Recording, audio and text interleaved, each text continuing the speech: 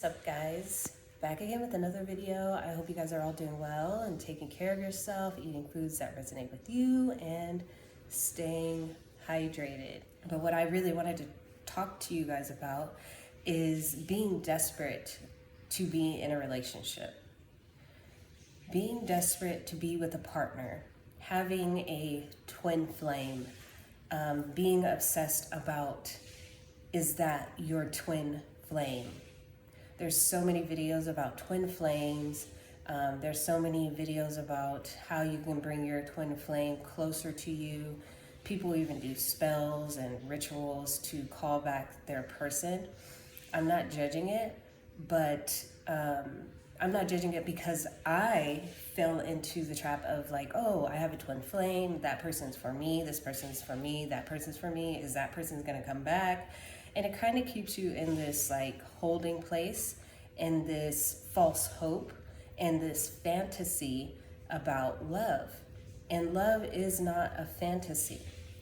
It's just not, we have these movies and these TV shows that romanticize and fantasize about love and how love is supposed to be and the roles that you're supposed to play and commit to qualify for a perfect relationship.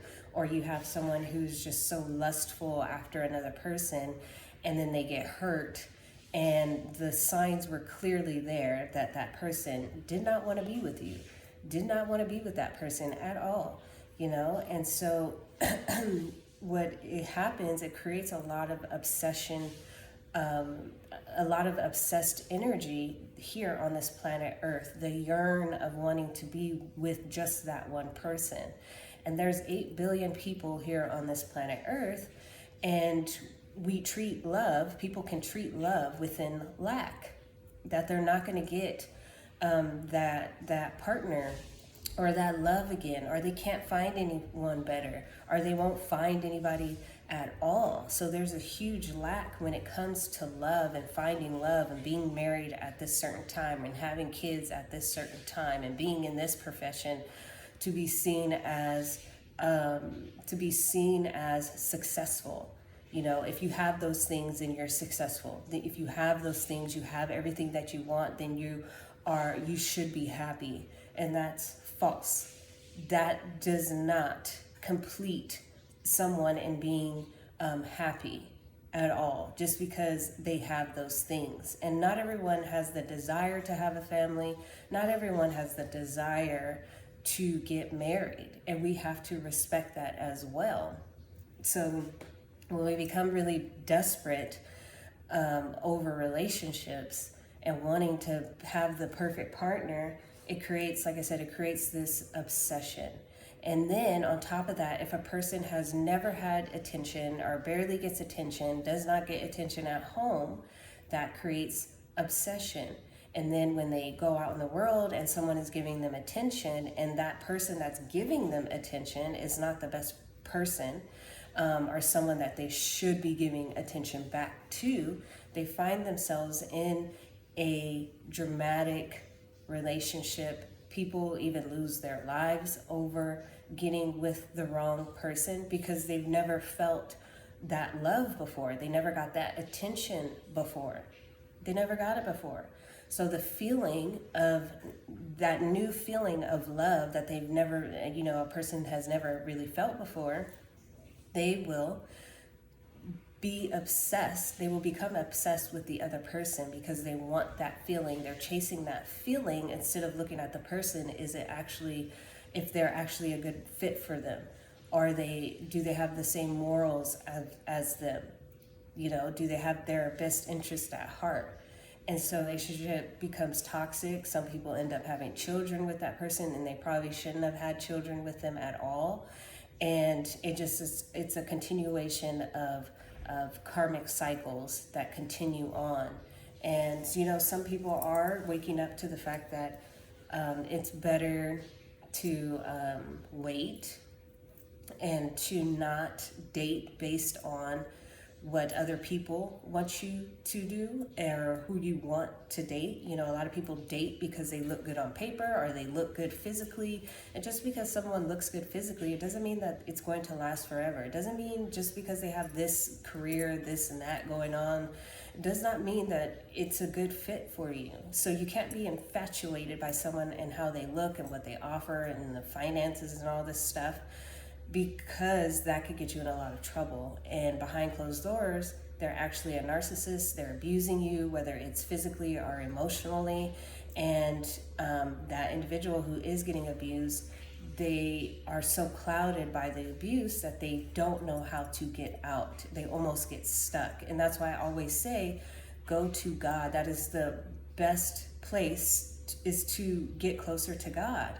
And then you'll have people who are in those abusive relationships. They have friends and their friends are giving them advice. And the person who's in the abusive relationship, they're always crying about the fact that they're in an abusive relationship. The friend will even be like, hey, you can move in with me. Hey, I'll even give you money so you can get out, you know, whatever the case may be. But it comes to a certain point where the friends are like, because I was that friend where I was always around my friends who were in abusive relationships, and they always continuously entertained it, and I would be giving the best advice and I would get depleted because they were just using me as fuel to be able to sustain their relationship for a certain amount of time.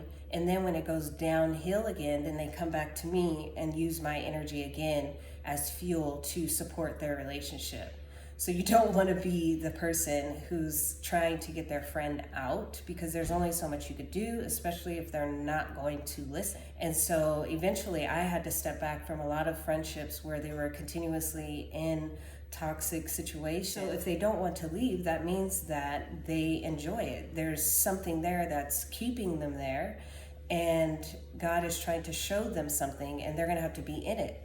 The person who is being abused, they're either going to have to get out or they're going to have to be quiet and just deal with it. Deal with the cheating, deal with the abuse, learn whatever they need to learn in that situation.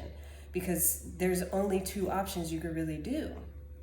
Because if they're not going to listen to you, they're just not going to listen to you. So I had to stop being the soundboard for other people and not inserting myself into people's relationships, because sometimes you can get triangulated into other people's relationships, and that's not the position that you want to be, because they can inevitably blame you for whatever reason, that you gave advice, or the boyfriend now does not like you, or the girlfriend does not like you because they heard that you gave them advice to get out, and then it just creates so much drama and chaos. So there's a time to step back and just let people, you know, be in their mess and allow them to see what they need to see without the distractions. Because sometimes we are distractions to other people, whether it's a distraction to getting close to God by telling them something that they didn't need to hear, information that they can't handle, information that they don't want to, or their brain can't even really ingest right now. And so when you get in that space, it's kind of infringing on their free will, and it's almost like playing God. And we never want to play God towards people, especially when they don't want to receive it. Especially when they don't want to receive it. We have no business, none of us on this planet Earth have any business trying to play God, and that's something that we have to recognize, especially people who people please and people who want to help.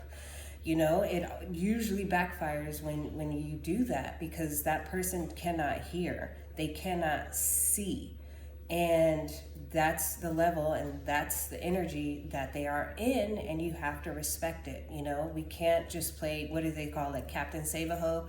We can't do that, you know, like, and I know it may hurt, but that's even growth for you to be like, I'm not in control of anything. I'm not in control of anything. When we get obsessed with the energy of love and attention, it's more about the energy. It's not really necessarily the person, and it just shows a lack of self-awareness, the lack of love that you have for yourself. And I'm telling you this because I've gone through this myself, and I'm at that point where I'm in the middle now. You know, if a person leaves, then they leave. If a person doesn't like me, then they don't like me. You know, I'm not here to please everyone. I'm not here to necessarily make everyone comfortable, because sometimes I could be the most comfortable, most loving person, but another individual will still see me in a different way, you know, through their own personal trauma, or I remind them of someone, and so they're treating me how they're treating me as I'm that person that I remind them of, and I'm not even that person. I'm not even that individual, you know. So there's all of these things that you learn when you do get in dramatic situations. There's a lot of information when you get yourself into those situations, and that's the point. Because when we came into this earth, it's almost like we were blind. You know, it really does. It feels like a lot of people, we came onto this earth and we were blinded by a lot of things, shielded by seeing a lot of things. If this resonates, it resonates. If it doesn't, it doesn't. But there was a lot of information that was withheld within us while we were growing up that we didn't recognize that we were participating in. Relationships that we were participating in, drama that we shouldn't have been in, you know. So it's, as you grow up and get older and you get sharper and you want different things for yourself, you don't know what it is, and you start to make different decisions, you may get backlash that you're changing. You may get backlash.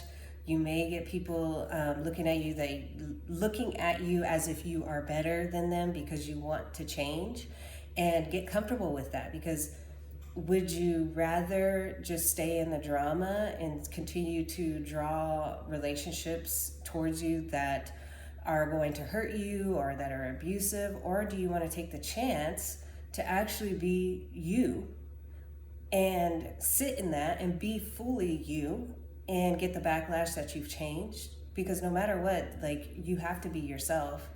You have to. Like, we're all uniquely here for a particular reason. We really are. We all offer something different. So it's all about recognizing the obsession that we have for love and sex, and wanting to be in a relationship, wanting to be in marriage. And some people are forcing wanting to be in a relationship and in a marriage, and it's deeply down inside, they really don't truly want that. They don't want to be in a relationship. They don't want to be in a marriage. They want to have multiple partners. Then they need to find people who want that same thing. You know, more oftentimes than not, I see a lot of people who say they want a relationship and then they actually don't want a relationship, but they're already involved in that person. They're already involved with that person, and string them along. They string them along. So now they're going to have to deal with the drama from the other person on the other end. And then the person who has strung the other person along, they don't know what's going on. They don't know why. They don't know what, you know what I mean? They'll try to make that person seem like they're crazy, all these things. And it's just like, dude, you committed, girl or boy, you got into that scenario. So what do you think is going to happen? Because you weren't truly honest with yourself at the end of the day, you know, because a lot of people are worried about how they're going to be viewed. People want their sons and daughters to get married more than the son and daughter. And so there's this pressure to do that. And some of these individuals don't truly want that. Some of them are not built that way. Some people are built to date multiple people. Some people are. Not everyone is made out to be in a relationship. So every individual has to take responsibility of what they attract and what can you learn from that. But you don't want to take it so far, because some people don't make it out of those situations. I see a lot of people who are being killed by their significant other, men and women doing it, killing people because the obsession of wanting to be in a relationship, or just wanting and being stuck on that person. And that's so toxic, because we're not learning about ourselves. We're not learning about our birth charts. We're not learning about astrology. They want to look at astrology like it's bad. A lot of people are not looking at their chakras. Like, we all have chakra points. And a lot of that sexual energy comes from your sacral, which is your private parts. That is connected to an energy. And so when we don't know what to do with that energy, people start to act out externally, sexually, and getting into relationships that they shouldn't be involved in. And it creates a lot of drama. All sexual energy doesn't have to be used in a sexual manner. That's what self-awareness is. But no, there's so many things that are tapping into people's sexual energy, and they don't have the knowledge that sexual energy is yours. It's your chakra points, that you could use it for whatever you want. And I'm not saying that don't go have sex and all this stuff, but what I'm saying is be more regulated, with that energy. So that's why there's a lot of craziness about what to do with that sexual energy and who we give it away to all the time. One thing that I definitely noticed about sexual energy, like if you really like someone and you're away from them and you're thinking about that person and they're not even in your present vicinity, that you guys are not hanging out or anything like that, that can draw attention, unwanted attention, because your energy is leaking out while you're out and about. And so you may get hit on more than you should be, because that energy is just leaking out because you're thinking about that person and they're not there in that present moment to give it to them, and then they can reciprocate it back. So all that energy is pouring out. So recognizing that, you could draw that energy back in and you be present with what's going on with you right now. That person isn't with you, then that sexual energy can be put back into you, so you won't draw people towards you that are hitting on you and stuff like that. Like, it's cute and stuff like that to get attention and all that stuff, but you don't want to continuously have, like myself, I don't always want to have my energy leaking out to people that don't deserve it. So recognizing how you work with your energy, what are you thinking about, and all that stuff during that time, and what do you want to receive when you're out and about. So a lot of the times we're just leaking out energy, and that's why that sexual energy is going somewhere, and then there's a person that's like they can sniff it out whether they know it or not, and it's like a little meter. Oh, sex.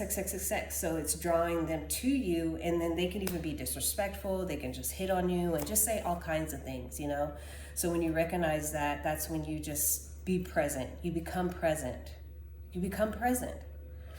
And so one thing I recognized when, I'm going to give an example of being out of alignment and how you know that you are in alignment. And I'm going to reference like a car. So everybody on this planet Earth, majority of people who have a car, you've had to get in alignment sometime throughout your time of having a car. You had to get in alignment because the car is out of balance. The wheels that found the foundation of those wheels are out of balance. So if the foundation, those four wheels, are out of balance, and it's very interesting that the car has four wheels. The number 4 meaning is foundation. That is actually also connected to your root chakra. And so if your foundation, your 4 wheels, are out of balance, what is that going to result into? Your car is going to work a lot harder.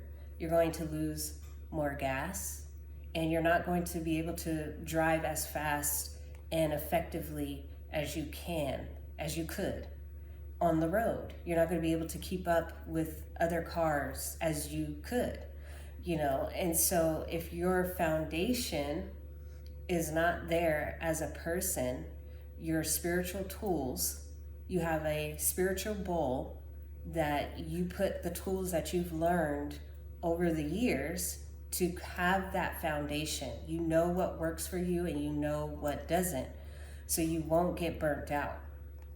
So when you accumulate your spiritual tools in a bowl, You'll know what to pull out when you are interacting with this world. In this world, you'll know what to do. But this is what life is about, is learning what works for you and learning what doesn't work for you. So when the foundation is unbalanced and you're out of alignment, what happens? You're gonna be depleted. You're gonna make maybe poor decisions. You're gonna feel tired. Your energy can easily be taken. You may entertain things that you probably shouldn't entertain. But you always need to create a foundation for yourself, whatever that looks like for you. For me, it's going to look different. For the next person, it's going to look different for what works for them. But the key is to have a foundation, your spiritual bowl that you pull out and you know to go to, so you won't dip down. So you won't dip down in your life. You'll be able to keep yourself somewhat afloat once you build up that spiritual bowl for your life. And so that's what we're here for. This is what learning is about. This is what making mistakes is about in life.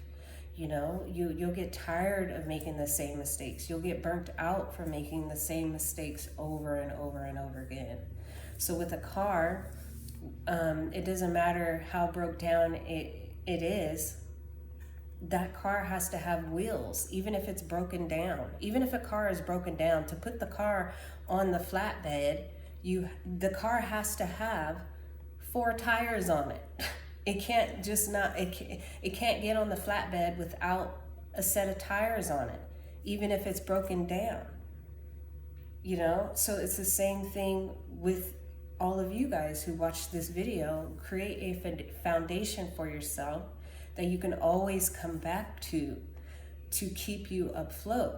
So when you're in a relationship, you want to make sure, or when you're out of a relationship and you're seeking, or you want to be in a relationship with that desire, you don't want that desire to become a obsession. So get used to flattery, get used to love. And how you get used to love is you start to love yourself, every fucking part of yourself. The flaws, the darkness, the sadness, the times that you feel numb, all of those times you could still love yourself through that. You become love. So when somebody shows up, whether they stay or they go or they don't give you the ultimate love, then you'll know how to respond. But it's because you love yourself fully that they can't distract you from who you are. They can't distract you from who you are because you love yourself that much. And it's beyond, taking a bubble bath. Like that's a contribution, but it's deeper than that. It's more internal, that internal love that cannot be defined. And that's connected to God. Like God is limitless. You can't put God in a box. God is infinite. You know, that's where it's at. So when you fill yourself up on your own with love, you won't be phased. It's just like the meme. Like I've seen videos of parents taking their daughter out or their son out on vacations to like Paris and like Costa Rica, taking their child out to show them what the world is. So when a man or a woman comes along that's interested in them and they take them out on a vacation, they're not fazed by what that partner is offering them. They're not going to be fazed by vacations or flashy things because that's their experience right now. And so if that's their experience right now, then their partner is going to have to come at a different angle to really impress them, to really give them true love, the true meaning of what love is. You'll be able to see if they really love you or if they really like you. You know, you never want to be with somebody who doesn't like you. You know, you don't want to pressure people into and forcing people into liking you. You know, I see some cases that does happen, but for the most part, you don't want to force people to like you. You know, you want them to decide if they truly, truly like you. Because if you allow them to really, truly decide that they truly like you, then you guys can come together and, you know, work things out on a different foundation than versus someone forcing their love onto someone. You know, like they have their own free will, and we can't have that fantasy and put people on a pedestal that they're going to be yours. They are going to stay forever, you know, because we have this notion that just because we meet someone and all these things align, that they are going to be with you forever, and it's false. And that's where the disappointment comes from. That's where a lot of hurt comes from. You may be hurt, you know, when you get to a certain point where you are not expecting things. You know there's a possibility that things won't work out. You know that there may be a possibility that a person may cheat. You will accept that about a person before you get into a relationship. There's a huge responsibility by getting into a relationship. It's not fairy tales. Honestly, relationships help you heal. It really does. The right person helps you heal. As long as both people understand, like, you have your own trauma, that individual has their own trauma, and you work on that kindness and that love within that relationship, it's helping each other heal. You know, all relationships help you heal to some degree, and you do learn a lot in relationships. Like, a lot of people like to be single, and that's great, but being single doesn't really show you who you are. It does, but once you put another person in that with you in a relationship, and both you guys are in a relationship, it truly shows you who you are. It's a mirror effect. You know, I always say that at times you will meet your blocked chakra points in a person. And what I mean by that, for example, you may have you met a person, you really, really like them, and they are very talkative, and you're more of a person who never expresses themselves, but you want to express yourself. So you found someone who can express themselves. So as time goes along, a year, 2 years goes by, the individual that met them and enjoyed how expressive they are and how they can communicate, they get turned off at the fact that they can communicate properly, because that's when shit gets real, because you honestly need communication to be in a relationship. So the person is super annoyed that they can communicate and is willing to do so and can speak their truth. And so that person that can't do that is irritated by their partner. And what they could do, or what he or she can do, is basically take note of that. Start expressing yourself as well. That's an opportunity for you to heal that part of you, because they're showing you what you're lacking in. So we all heal each other. You will match up with your blocked chakra points. You know, you really can. You can meet up with a partner who is the opposite of you, and it's set up that way to learn for yourself. Learn self-love. To learn self-love, to learn to speak your truth. And that relationship can either grow and get better if two people are willing to get out of their ego and get out of their own way and look at it as a team effort to knock down those barriers, or they're just going to break up. And this person, hopefully the one that was not communicating as much as they should, they'll learn it in the next relationship. So we're always learning in our relationships. We want to get to a point where both people are not hating each other or against each other. We're not against each other when we're in a relationship.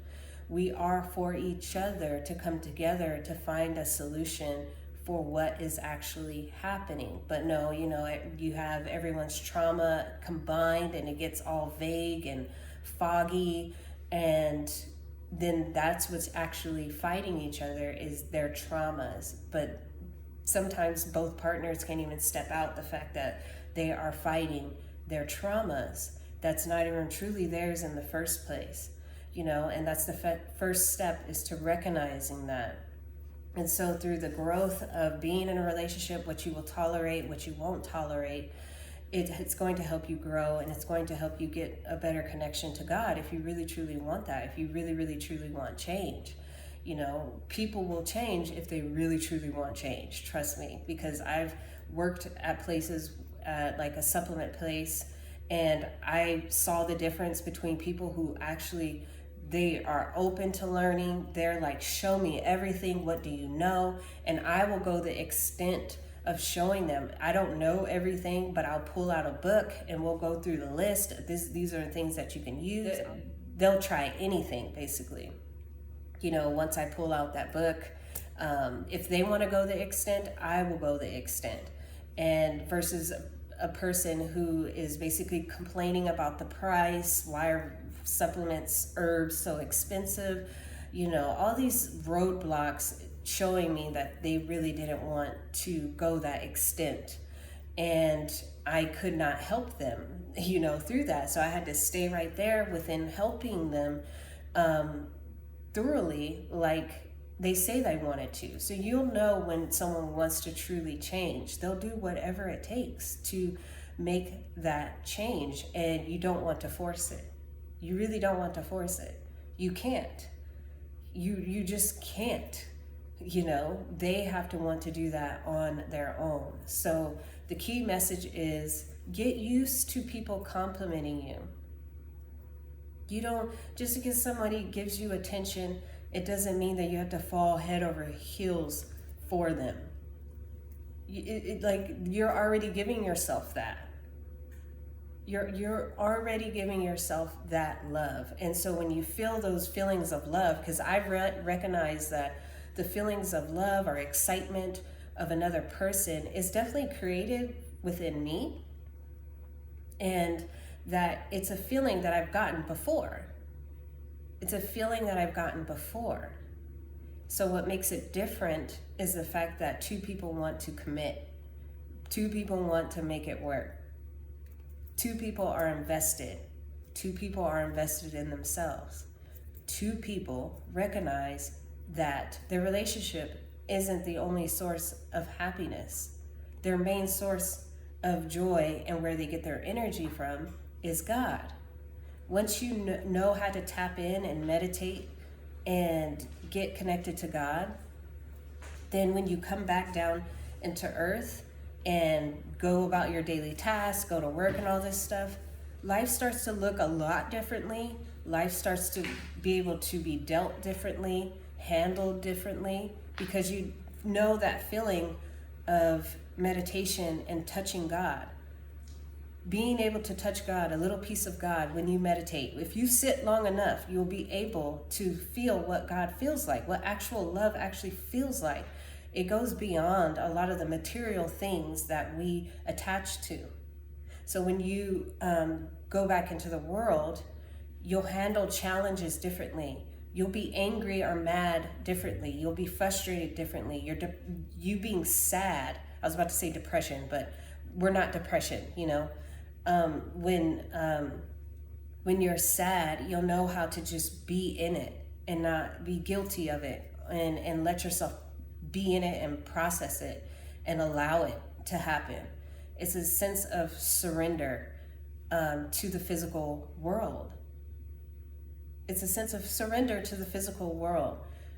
Once you are able to sit in meditation for long enough, in darkness long enough, you'll be able to understand what I'm talking about. Like, the words can't really explain it, but some of you guys know what I am talking about. If you sit in meditation long enough, you will eventually know and feel what God, that energy is so huge, expansive, and loving.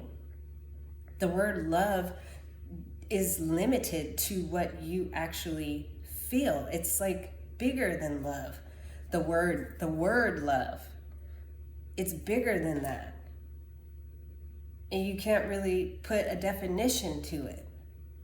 And so when you go out into the external world, you'll be able to deal with things differently, react to things differently. And so that's why at times when I step into different spaces, especially like work and stuff like that, I have a certain energy about me, but people think that I've never gone through anything, or I'm not going through anything currently. It's because I handle it differently. Because I do have a true connection to God, and I'm willing to grow that every single day. But it doesn't mean that I'm not going through anything. I'm just handling it differently because I do have a relationship with God first. With God first, willing to do what it takes to understand who I am every day. You literally show yourself who you are every single day. But a lot of people will ignore it because they're scared of what they're going to see. So they would rather stay in a state of psychosis. It makes them feel comfortable. But for me, I got tired of that. I wanted the truth. And I've always wanted the truth. I've always wanted the truth in life. I was so curious about life and God. And you could start wherever, whenever, and you take your time. There's no rush. There's absolutely no rush. And you should never compare yourself to anyone. Never. I see a lot of women, especially a lot of women, I know men probably do this too, but a lot of women compare themselves to the smallest things, to the pettiest things. Oh, what is she wearing? Where'd she get those shoes from? Look at her wig. I want a man like that. Like, this is what women do. And women even compare their man's private parts to their friend. Like, they'll show their man's private parts to their girls and stuff like that. And then they get in this comparison mode. It's just like, why do people do that? Why are we going to that extent and this comparison nature, this comparison energy? It's a waste of time. You just got to do you and be you.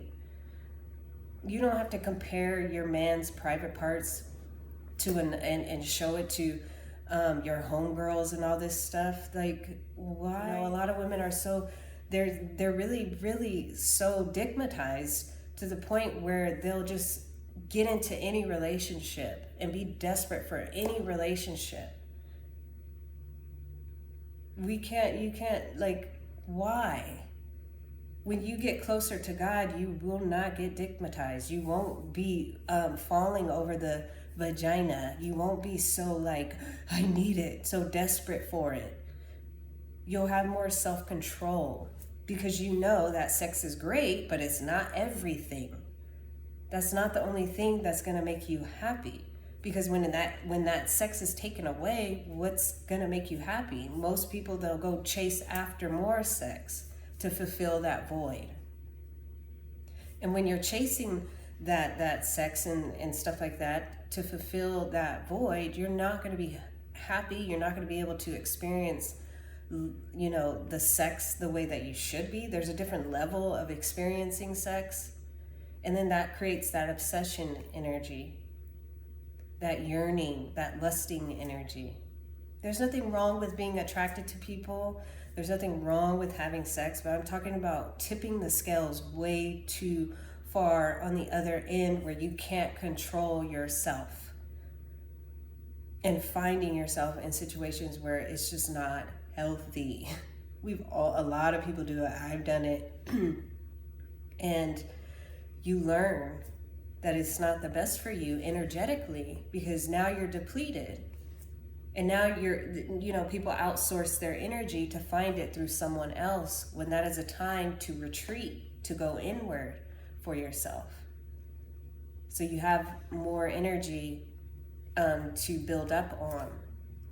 So there's a good balance that has to be there with your own personal sexual energy. There's nothing wrong with being sexual. I can't stress that enough.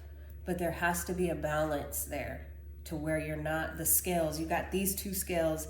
There's you and humanity, others.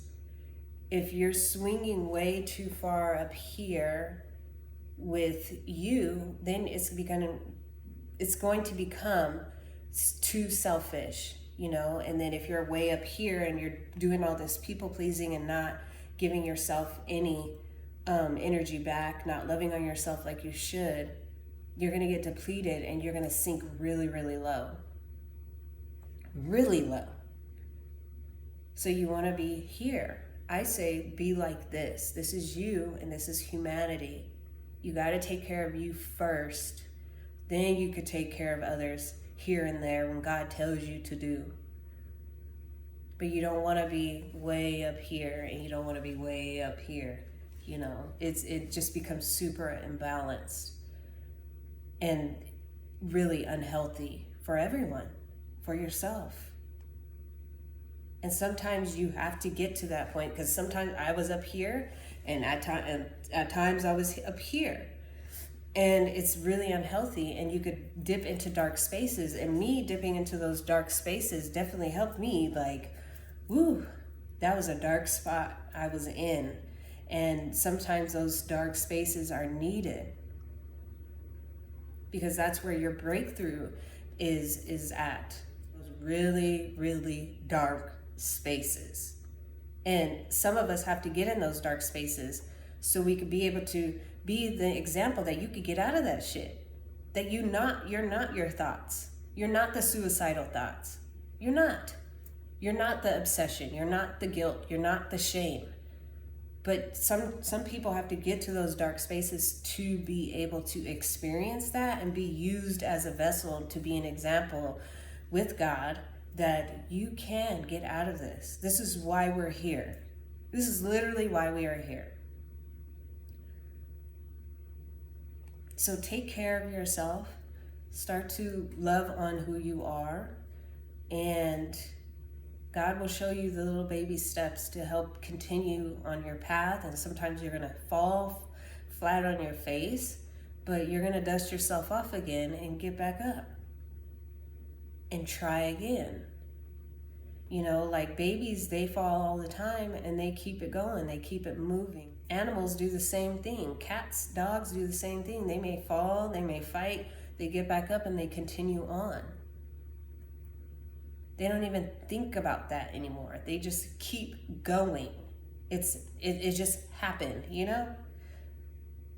And that's the space that you can get in when you become super aware of who you are, your own self-awareness, your own energy that you hold, and the attachments that you may hold.